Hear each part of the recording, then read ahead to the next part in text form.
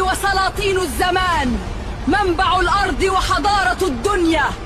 نحن الشعب العظيم والأرض المقدسة، حكام التاريخ وقوة السماء. نحن المصريون. So the song has tales and legends that say that we don't originate in Gabon. We would come from, and that led people to believe that we come from Egypt. Why Egypt? I don't know, but that's a story that's being told. And so I wanted to find out if there was any truth to that story. So that's the reason I took the DNA test. Therefore, without further ado, let's see the results. So I have 96.8% of my DNA coming from Africa, 51.3% being Nigerian, 3.8% being from Sierra Leone, and 3.7% coming from the and 4.6% coming from Central Africa, 0.4% from West Asia, and 0.8% from Europe, from the Ashkenazi Jew. There was no Egypt.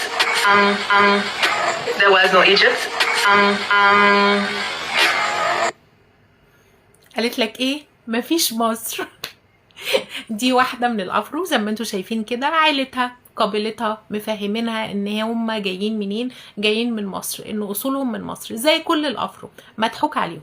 فهي كان عندها شويه عقل، كان عندها شويه منطق. قالت لك ايه؟ اما اروح اتاكد واثبت الكلام ده عن طريق التحليل الجيني. فقامت رايحه عامله التحليل الجيني. التحليل الجيني بقى بتاعها زي ما انتوا شايفين كده، قال لها ان انت مالكيش اي علاقه بمصر، جيناتها كلها جايه من افريقيا، من تحت، من جنوب افريقيا.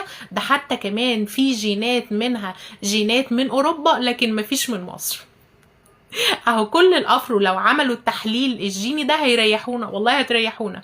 وحتى لو عملوه، في ناس منهم عارفه ومتاكده ان هم مالهمش علاقه بمصر، بس للاسف عايزين يثبتوا باي طريقه، بالكذب، بالتزوير، ان الحضاره دي بتاعتهم، ان التاريخ ده بتاعهم. لانهم للاسف زي ما انا قلت لكم قبل كده تم استعبادهم قرون من الزمن، فما صدقوا ان حد يقول لهم ان انتوا اصحاب تاريخ، ان انتوا اصحاب حضاره، ان انتوا احفاد الملوك. فما صدقوا يا عيني، بس ايه؟ عن طريق الكذب والتزوير.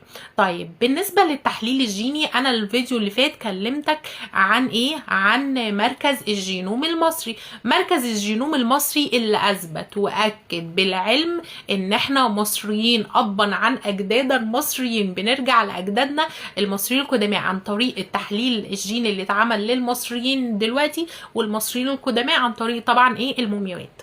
وزي ما انتوا شايفين كده، دي نتيجة من النتائج اللي طلعها مركز الجينوم المصري. قال لك ايه بقى بالنسبه للجينات؟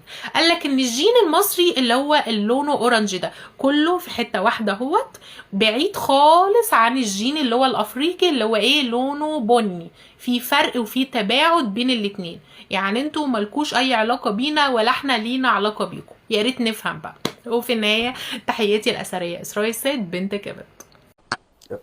اهو مثلا المنظر ده، المشهد ده لوحة ملهاش أي حل.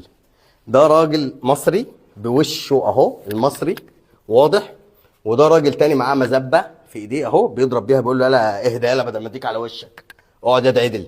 ودول الجماعة الأفارقة، تخيلوا بتوع الأفرو سنتريك النهارده دول بيقولوا إن هم صحاب دول. يعني المناظر أهي بقالها أكتر من 3325 سنة بتتكلم أهم. وادي المصر اهو، وده واحد ماسك ورقه برد بيعد. الموضوع في مصر القديمه ما كانش سهل، لا ده بيعد، بيشوف العدد قد ايه. وده واحد بيقعدهم بالعافيه، وده اهو الناحيه الثانيه عشان يشوف. وكان بيأدبهم ويحمي مصر من حدود روافد النيل، الجهه الشرقيه في الصحراء الشرقيه. كان بيطلع لحد قرب سوريا، لان كان بيجي هجمات عليها، ودي كانت بسبب فتره الهكسوس. عندي في بلاد كوش، عندي كمان روافد النيل كلها. أبا مصر لا تنسى حقها ولا تترك ذرة من ترابها لغاصب أبدا. وإذا تحركنا زلزلنا الأرض تحت أقدام المعتدين. أرضنا لم تكن يوما للبيع، بل هي مروية بدماء أجدادنا.